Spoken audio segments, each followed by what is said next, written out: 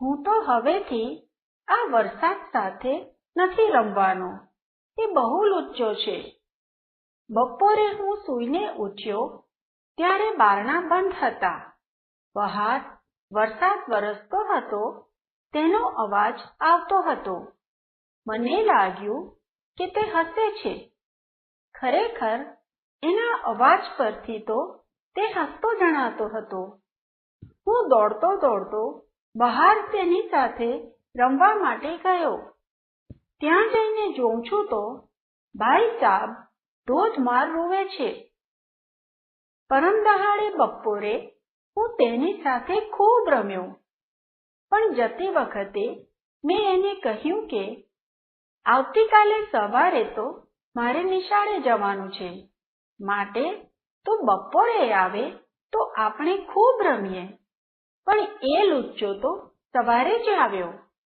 ભલે એ જો સવારે વહેલો આવ્યો હોત તો બહાનું કાઢીને નિશાળે તો ન જાત, પણ એનો વિચાર તો મને ખાસ પજવવાનો હતો, એટલે વહેલો આવે જ શાનો?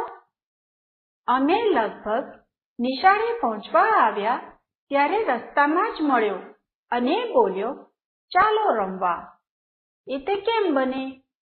નિશાળે જતા વાર થઈ તેથી મારની બીકે હું ધ્રુજતો હતો.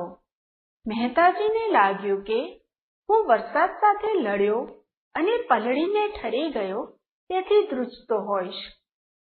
વરસાદનો સ્વભાવ કેટલો વિચિત્ર! જ્યારે એની સાથે રમવા જાઉં છું ત્યારે કદી સીધી રીતે એ રમતો જ નથી. પોતે પહેલો પડે છે અને પછી મને પણ સાથે પાડે છે. એ પડે છે ત્યારે એને તો કંઈએ વાગતું નથી, પણ મને તો વાગે છે અને મારા કપડાં પણ બગડે છે તે વધારાનું. મારું દુઃખ જોઈને તે મોઢેથી હસે છે અને આંખેથી રૂવે છે. રાત્રે પણ એ નિરાતે સૂતો નથી. મેં એને કેટલીય વાર કહ્યું કે ઉનાળામાં આવજે, તડકો બહુ પડે છે, ત્યારે તારી સાથે રમવું મને બહુ ગમે. પણ ઉનાળામાં તો એ ભાઈ ભાગ્યે જ પધારે છે.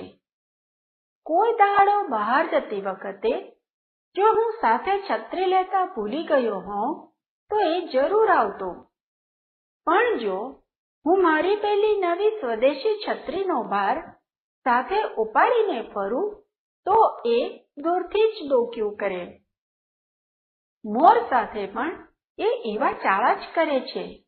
ભલે ને મોર એની તરફ જોઈને એને આખો દાડો બોલાવ કરે, પણ એ આવે જ નહીં.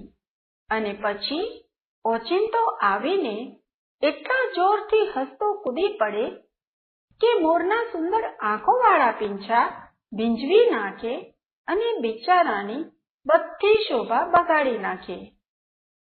ચકલીને પણ એનો તોફાની સ્વભાવ નથી ગમતો.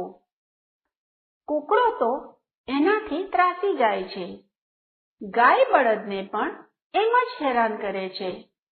બકરા તો એનાથી એટલા ગભરાય કે વાત ન પૂછો.